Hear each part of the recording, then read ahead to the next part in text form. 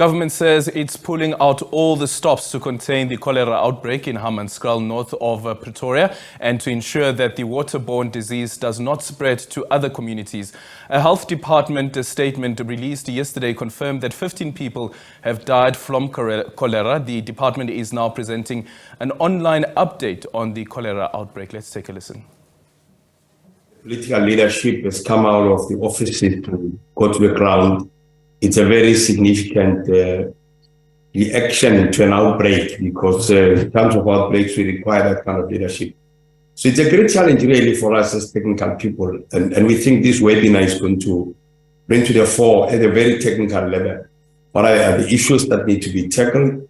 And once we are done out of this webinar, we should be able to then, when we communicate to society, be able to say from a very, very informed level, this is the picture on the ground. But again, messaging going out to create an alert.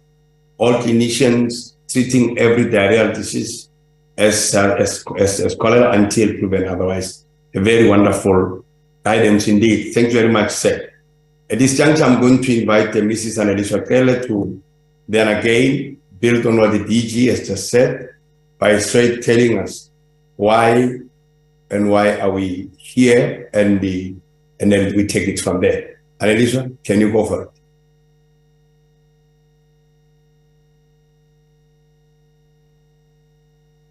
Thank you very much, Chair. Can I check whether my slide is showing?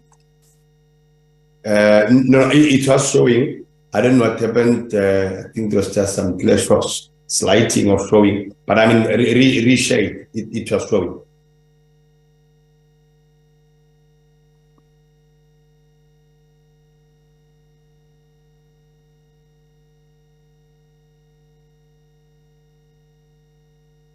There we have it. So just go on the slideshow. I'm not too sure. Let me stop sharing altogether because now it's showing so many slides. Is it showing now? It is showing. It's in the perfect mode. Well, from my side. Colleagues, can you all see it? Just one or two of you confirming? Yes, I can see a chairperson. Thank you very much. Yes, you can. All right, yeah, go ahead, Mrs. Khan. Okay, thank you very much, Chair, and allow me to observe protocol just to greet DG, all my principals, all the partners that we have, the team that has been working together to pull this webinar. Really, we appreciate all the work. So the task given here is fairly straightforward on my side. It's just to take you through the background and the objectives of this webinar. So as Chair has indicated, I've been tasked with the responsibility to be the Acting Chief Director for CDC. So just to take you through the background of where we are, what is our concern, why are we here as a country? So I need to close this video because it's just, yeah, thank you. So since the screen is not moving, can I double check, Chair, is it moving on your side? No, it's not moving. I'm not sure whether... It has my side to slide 2. So I think it's moving for some, depending on the network. So if Annalisa could continue. Okay, super. Thanks a lot, Diriji. So in terms of the cholera, so that one gives a global understanding in terms of what is happening, we are aware that cholera has become our global concern. So since mid-2021, there has been a significant increase in the 7th cholera pandemic worldwide, with multiple outbreaks occurring in various regions. And this is what we've been observing, and this is what the statistics have been telling us. The primary mode of transmission has been linked to climate change. We cannot deny that. We can even see what is happening in our country with all the floods that we are experiencing, and limited access to clean water, sanitation and hygiene services, and other issues in terms of the conflicts that are happening out there that are really causing the challenges that we are sitting with. Over 1.1 billion people are at risk. Particularly, the key affected group is our under 5, which are very vulnerable in this case. So in terms of where we are and what is the strain that is causing a problem in our country, is the 01 and 0139 Ogawa. Those are the strains that are really causing a problem, and these are the ones where our concentration points are. My slides are not moving. I'll try some magic. Okay. So in terms of what is happening within globally, how many countries are affected, as of May 2021, May 21, 2023, cholera cases are still being reported at least in 24 countries globally. So you can see that this is a global problem. So when it comes to Africa, you can see that as South Africa, we are amongst the 15 countries that have experienced cholera outbreak. I won't mention them just to highlight the fact that as South Africa, we are amongst the 15. Also, you look at Burundi, Cameroon, the Democratic Republic of Congo, and all other countries, even Eswatini. We know how it started also in Malawi, Mozambique, Nigeria. So those are all the countries, and South Africa, we are amongst them. So this is not the first time we are experiencing this as a country. This is just the article that was taken from the publication in 2001. So as a country, we've been through this. So these are just the pockets that becomes a challenge. And the question is, what have we learned from these exposures, and how do we respond as a country? Because we've been experiencing this. It's a matter of how do we ensure that our systems are geared up and we are able to respond. Also, recently, as you have looked, you've gone through the media, there are headlines already out there, especially in the capital city where we are in Pretoria, where there are serious challenges. I won't dwell into it because DG spoke to it, and the fact that our political leadership, political principals have been on site just to assess the situation. You can pick up the issue relating to wastewater treatment, which is a bit of a challenge. Here is another article, Pretoria hit by cholera outbreak and 12 dead. That was the article. We are aware now that the death rate has increased to 15, and this is what DG was alluding on, but I was just capturing what is in the headline out there. And then there's another one as a headline which says, do not drink tap water, Swane appeals to residents amid cholera outbreak. So you can see that everyone is on the alert. It's a serious challenge. And as you read these articles, there are so many of them. When I checked in the morning, there were also new articles coming on,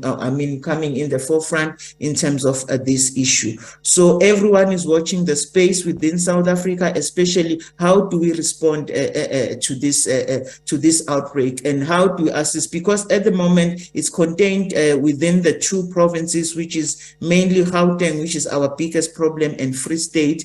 And we've just learned about one case in one province, which we still have to get the details of that case. So the issue is if we can be able to manage it in these 2 provinces, and this is why this webinar becomes very important, because learning from these 2 provinces will be able to guide the rest of the country. The webinar then becomes very important. How do we learn from each other to assist the situation? So what are the implications then for the country? Given the ongoing cholera outbreaks in Southern African region, there is a high possibility of continued importation of cases to South Africa. We have alerted our points of entry.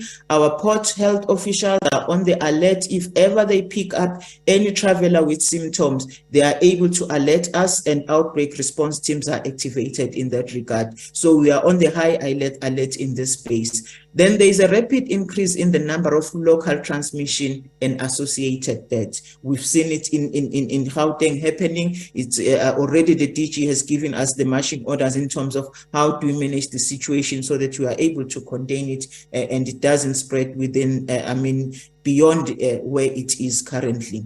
So clinicians are urged to maintain a high index of suspicion for cholera in patients who present with acute watery diarrhea.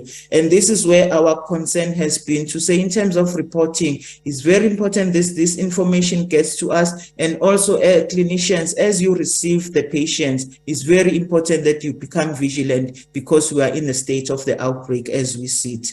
So also surveillance measures should be strengthened to enable early detection of cases. That is why in Free State, for instance, we already have a national team on the ground that is also helping to support the Free State, because surveillance becomes very critical so that you are able to contain it at source. So what is the purpose then of this webinar?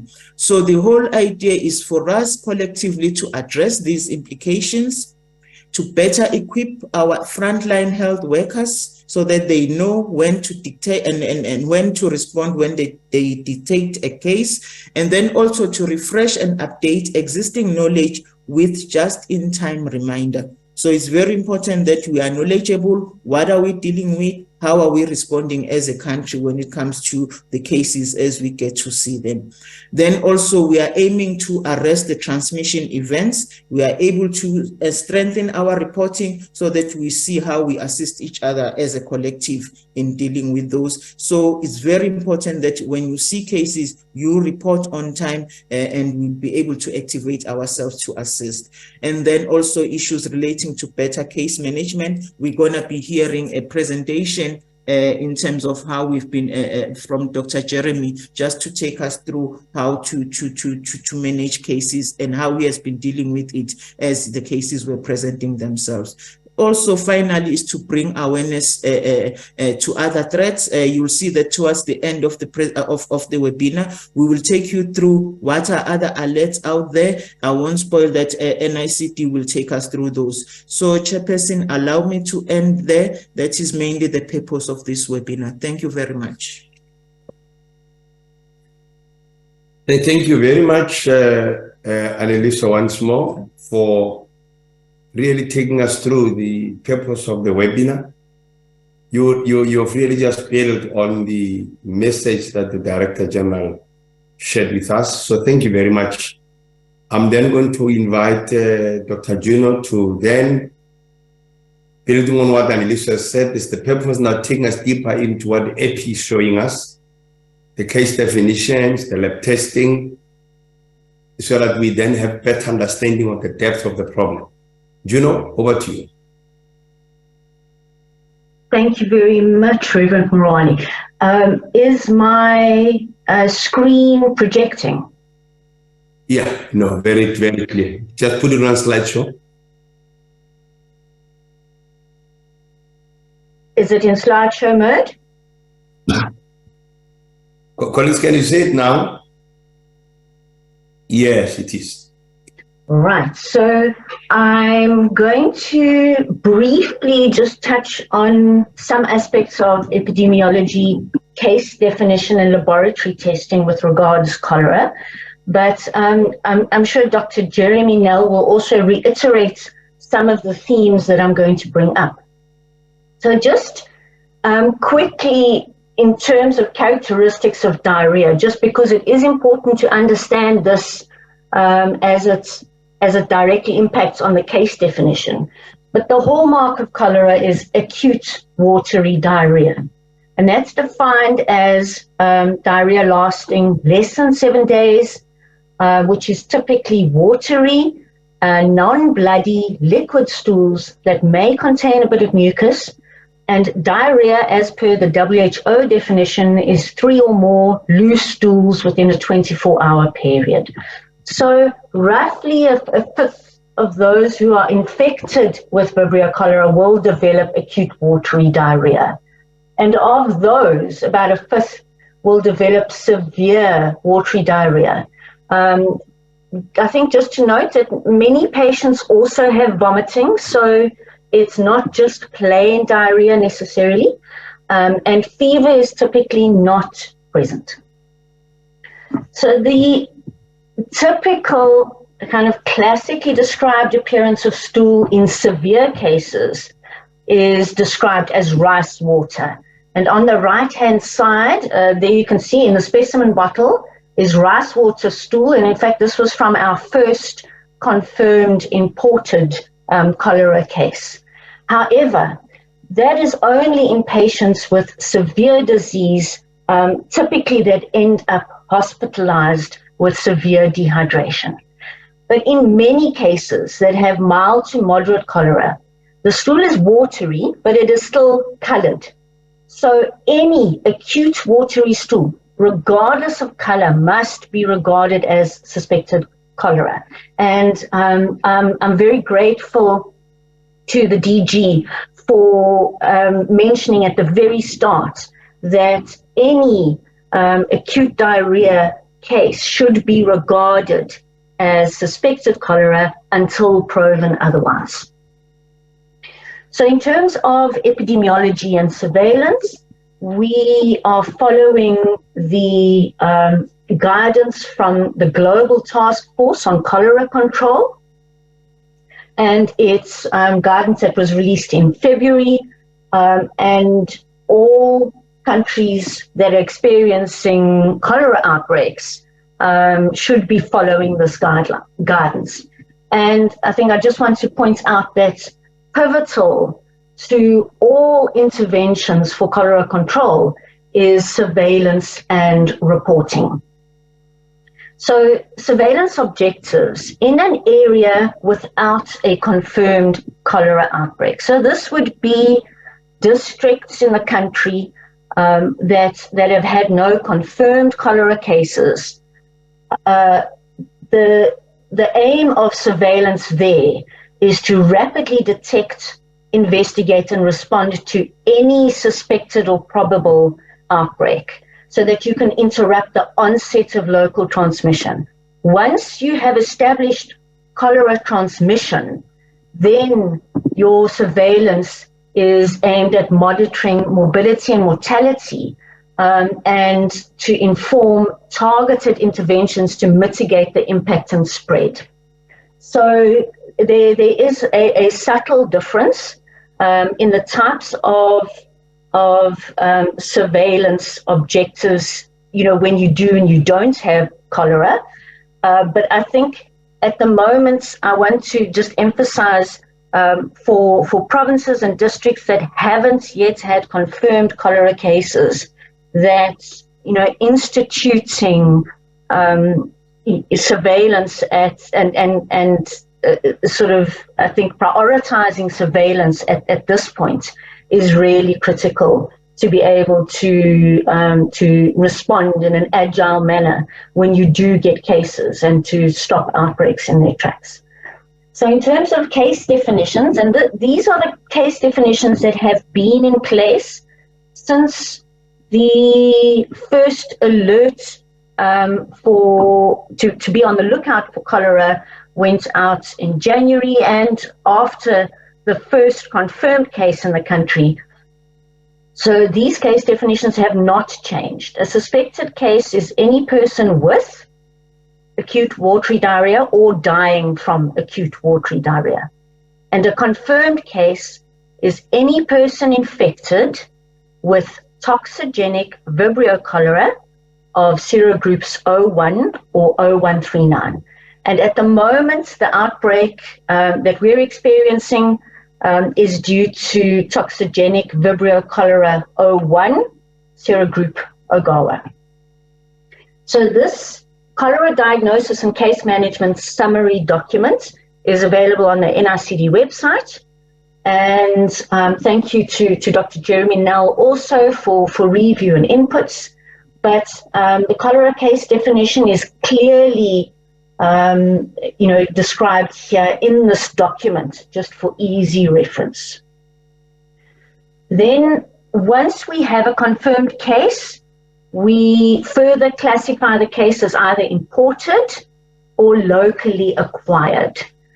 And the locally acquired cholera cases are of a much more concern because typically that indicates that there is already some transmission at a local level. And it can be from an imported case to a close contact, as we saw in February. One of the cases was the husband to someone who had traveled to Malawi who hadn't traveled himself. But the indigenous cholera cases who have no link to an imported case are obviously those of major concern, because it does mean that you have established local transmission, and it means that it's very likely there are already many other cases that have not been identified. And just important to remember, as I said, that not all patients who get infected with cholera will develop diarrhea, but patients who are infected with cholera can shed the bacteria in their stool and are still infectious and potential sources of further transmission and outbreaks. So in terms of what an outbreak definition is for cholera, the standard GTFCC definitions are if you have 2 or more suspected cholera cases reported in the same area within 1 week of each other, or anyone aged 2 years or older dying from acute watery diarrhea where you've got no other specific cause attributed to death, or 1 confirmed cholera case pending case classification. So it means that in districts that have not had confirmed cholera cases to date, the minute you diagnose a confirmed cholera case, it constitutes an outbreak. A confirmed cholera case, constitutes a confirmed outbreak. So this is just graphic how we classify cases. Once we've got a confirmed case, we investigate for infection, whether it was acquired outside or inside the area of residence, and then if they're locally acquired, in other words, acquired infection in the area of residence, then whether they may be import related or indigenous. So in terms of diagnosis, culture remains the bedrock and the recommended diagnostic method. But the first step in diagnosing cholera is to suspect it. If you aren't using the appropriate transport media to when you are collecting the specimen, and for it to be, so the specimen needs to be placed directly into this specialized transport media that has been formulated to keep Vibrio cholera alive, and then transported to the lab in that media, and then the laboratory need to use the appropriate selective media when culturing that specimen. And unless you are using the selective media and the appropriate transport media, even if the patient has cholera, the likelihood of detecting the bacteria in the specimen is extremely low. So healthcare workers should ideally alert the lab before submitting a specimen, but I think now that there is increased awareness, hopefully that's not necessary. But perhaps in areas where there haven't been cholera cases, that may still be an important step to link clinician with laboratory. As I've said, Carrie-Blair transport media must be used. A stool is always the preferred specimen, but if it's not easily obtained for practical reasons, then collect a rectal swab. So any specimen is better than no specimen. So a rectal swab if there's no possibility for anything else, but stool is always preferred. Post-mortem rectal swabs, suitable specimens for investigation of fatal cases with acute watery diarrhea where you weren't able to collect an ante-mortem specimen. On the NICD website, there are step-by-step guidelines for specimen collection, both for collection of stools and rectal swabs. and it explains in detail how you need to make use of the transport medium. Culture methods for Vibrio cholera are easily performed at all microbiological labs countrywide. This includes NHLS and private labs, providing the appropriate enrichment and selective media is used. Now, there's always an issue around the turnaround time. So note that this is a culture-based test method. So it does depend on how long it takes the organism to grow on the culture media, and on whether, for example, there's an overgrowth by many other organisms, particularly when there's a low inoculum or a low number of viable organisms in the specimen. So there are some private labs that do perform multiplex PCR assays it's one of those lucky packet PCRs that will detect targets for a range of bacteria, viruses, and parasites. But just a word of caution.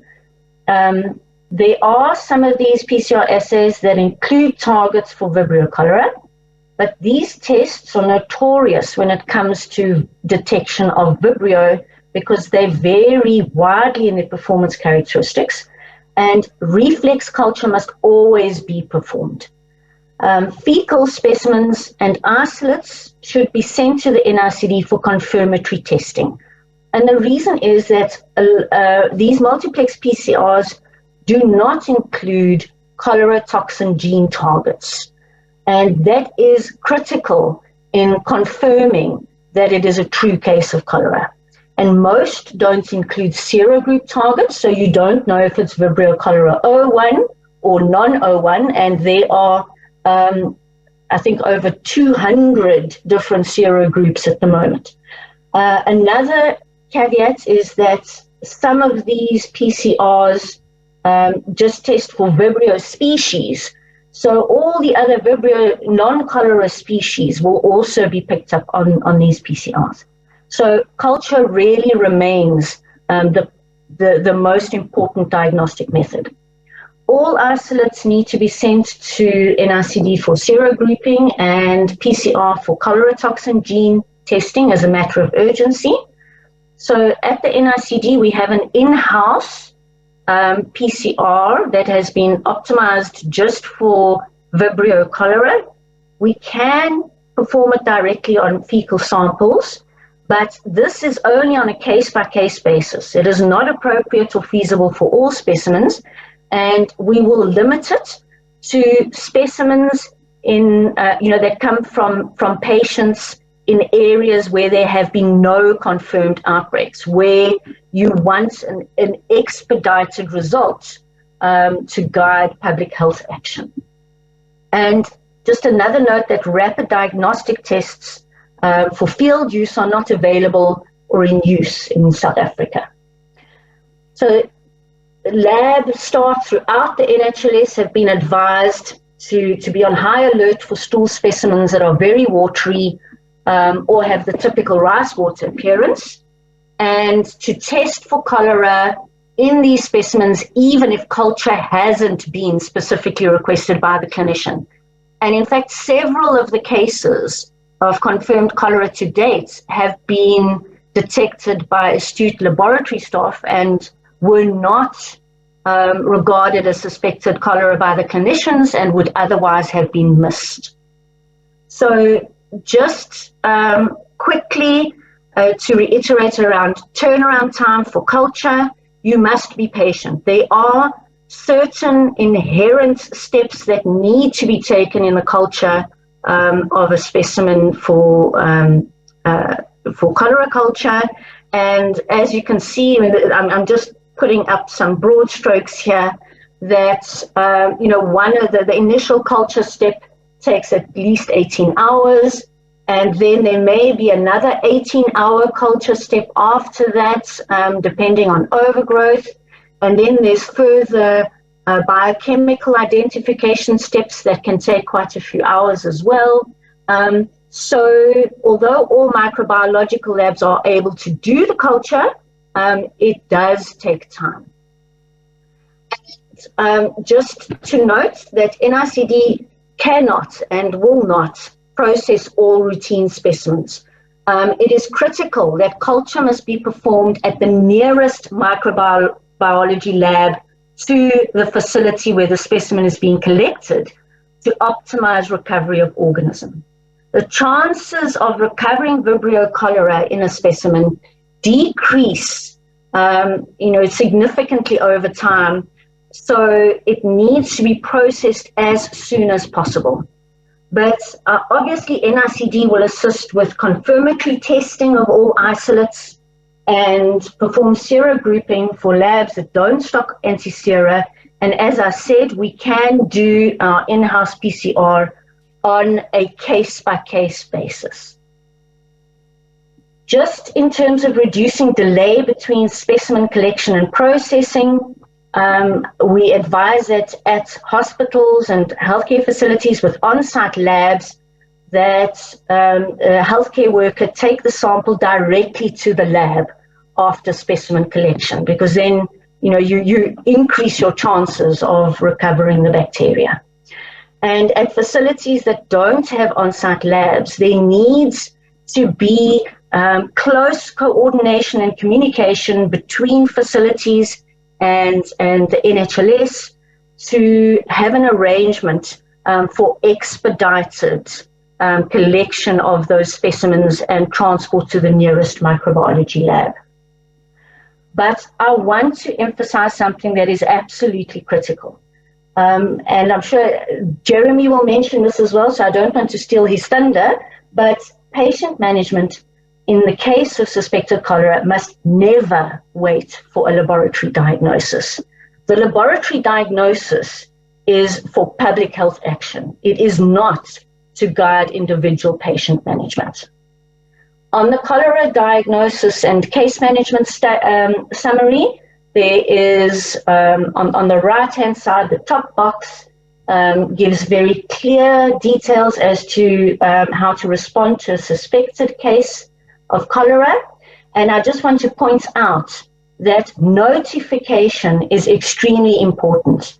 Notifying as suspected cholera on the NMC allows us to have a much better idea of how many suspected cases there are, and also to try and merge lab results for confirmed cases with the suspected cases.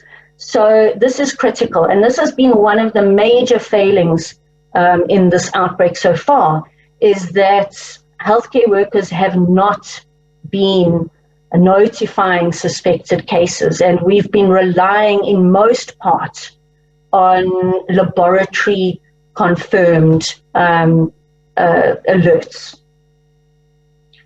There are multiple resources on the NICD website, and we will just make sure that these are updated and may also add additional documents as needed. So that's just for, in case you need additional resources. So thank you very much, Chair. Thank you very much, Juno. What a wonderful, very comprehensive presentation on EPI, surveillance, and then case management.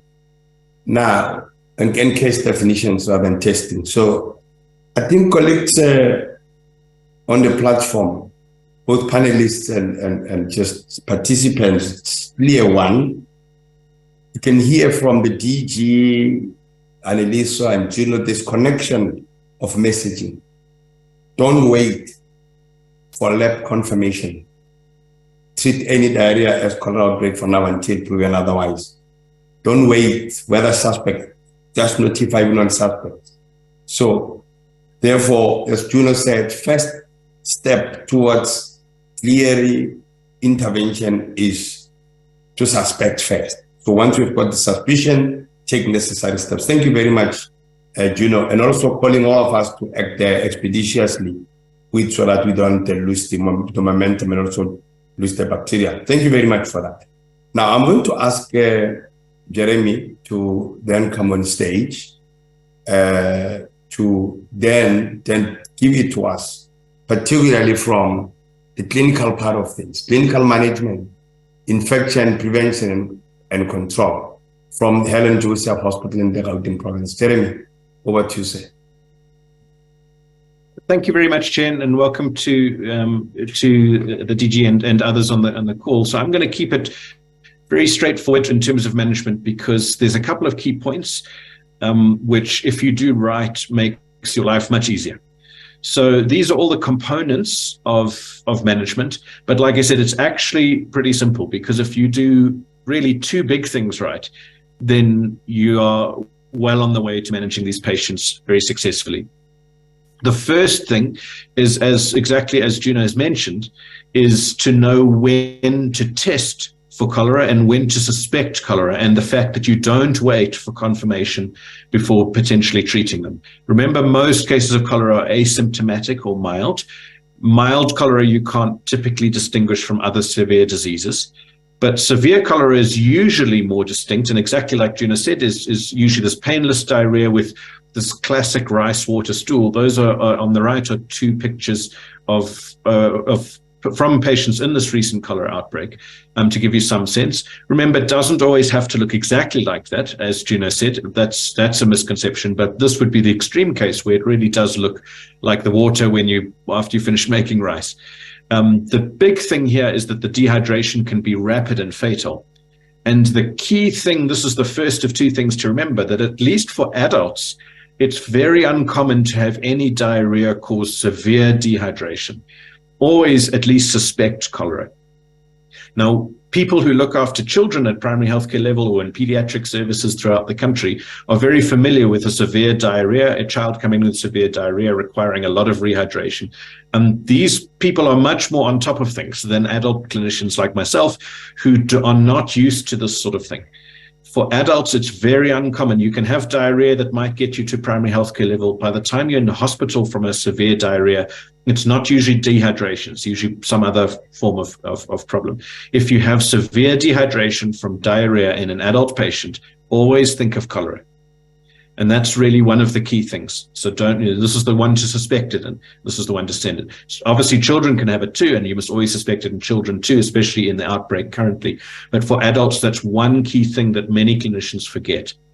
Talking from experience and dealing with colleagues who've been looking after these patients.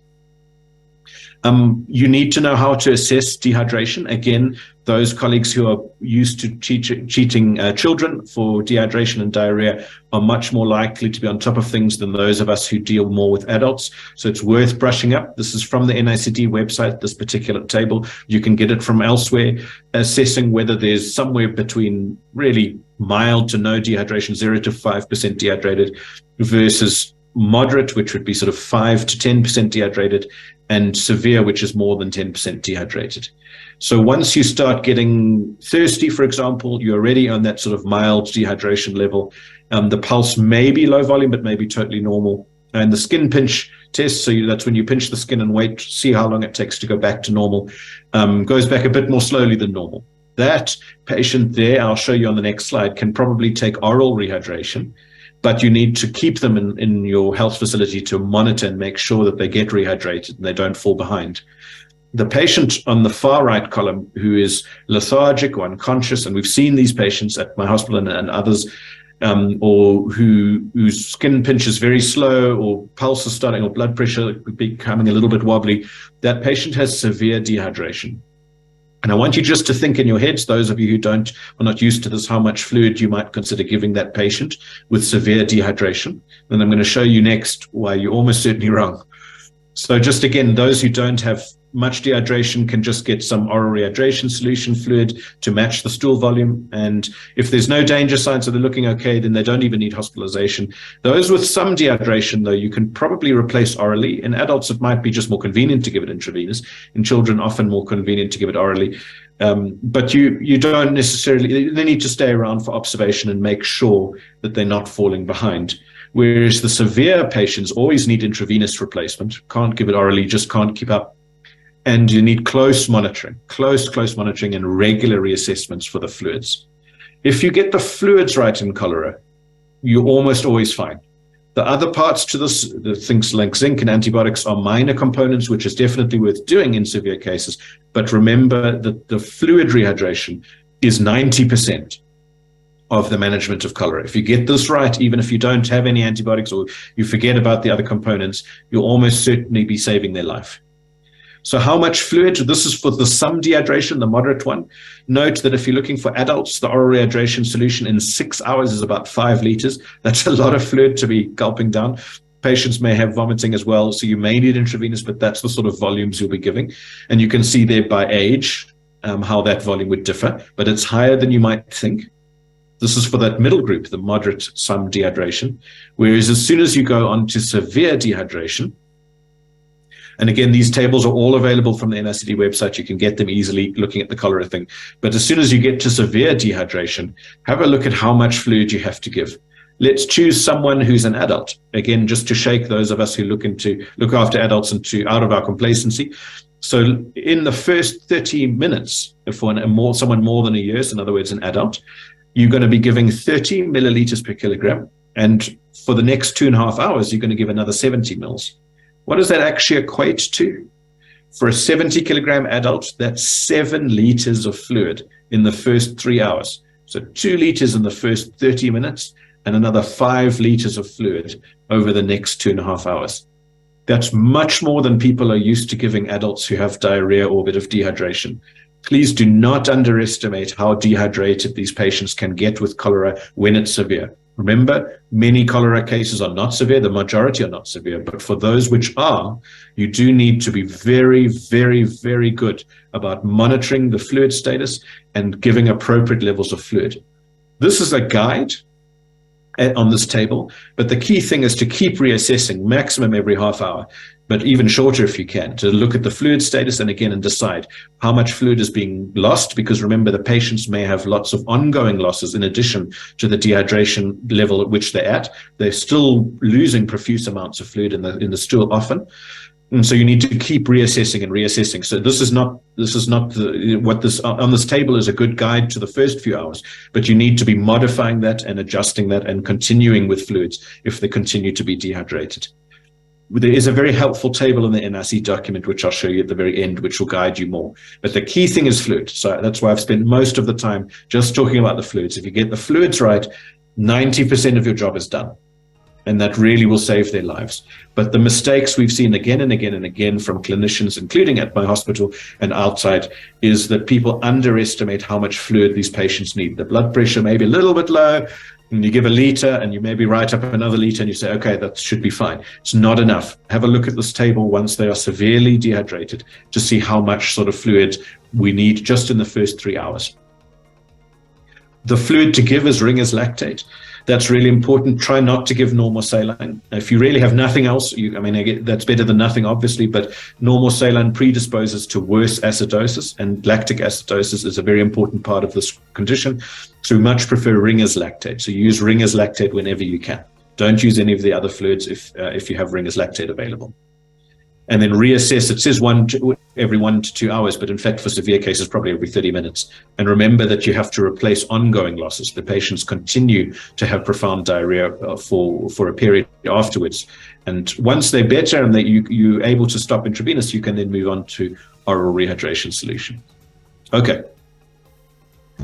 Antibiotics are a small part, like I said, but they're an important part for patients who have dehydration, not the mildest cases, but those who have, say, severe or even some dehydration. We refer ciprofloxacin. Gino's lab has confirmed that in this outbreak, ciprofloxacin remains the drug of choice. In other words, this outbreak strain is susceptible. It used to be recommended to give a 3-day course. In fact, now just a stat dose is given, but a high dose, once off. It's the same efficacy as before with the 3-dose, but fewer side effects. So for adults, it's 1 gram of ciprofloxacin. And for children, it's 30 milligrams per kilogram, up to a maximum of 1 gram, but you're giving it once off. That will help a little bit, but remember again, the majority of this is fluid still. Children need zinc, so certainly under 5, there's some evidence perhaps even older than 5 as well, but under 5 for children, you're going to be dosing and giving 20 milligrams of zinc for 6 months to 5 years, and for a period there of about 10 to 14 days, and that is also shown to help with the diarrhea and improve outcomes. Most importantly, don't try and slow the diarrhea down with anti-motility agents like loperamide. Please don't do that. The outcomes are worse with that.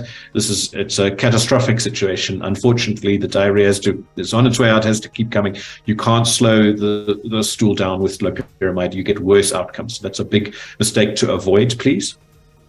And then really, that's the management part of it. And you can see how I've emphasized fluids, and then a little bit of antibiotics and zinc, and don't use anti-motility agents.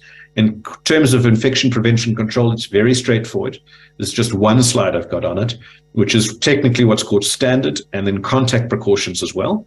So what does that mean? It's the same way you would treat, say, C. diff or other infectious diarrheas that you'd want to isolate the patient for. So if you're aware of what to do with that, that's perfect. Otherwise, it's washing, good hand hygiene, very good hand hygiene, and then either a gown or an apron and gloves.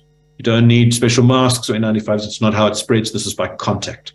And you need to make sure that the hand hygiene is very good before and after interacting with the patients. But like I said, if you think what you do with C. diff, for example, as a diarrheal pathogen or other type of similar contact diseases, it's the same. There's nothing special about this. It's pretty straightforward.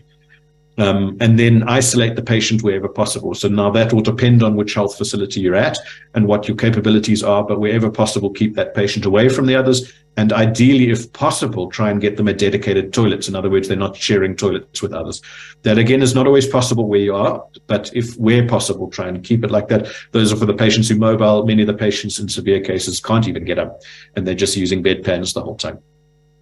But again, this is very straightforward. Either a gown or an apron, gloves, and hand hygiene on either side of that. All right. And then lastly, just to point again, Juna did point, but remember that NICT's got wonderful resources on its website for those. And where, if you're looking at these tables and wondering how to do it, it's in there. It's on this table. In fact, that 1/4 from the top there, this cholera diagnosis and case management summary, which Juna showed you already, is a 2-page document, which has got pretty much everything you need to know on it in terms of manage it. The front page, it's too small, I know, to read, but it's there. The front page is just the overall view of case definitions, lab confirmation, how to respond to suspected case, and management. But the second page is one that's been added, and that's Dr. Gina Thomas has adapted from the Global Task Force on Cholera Control.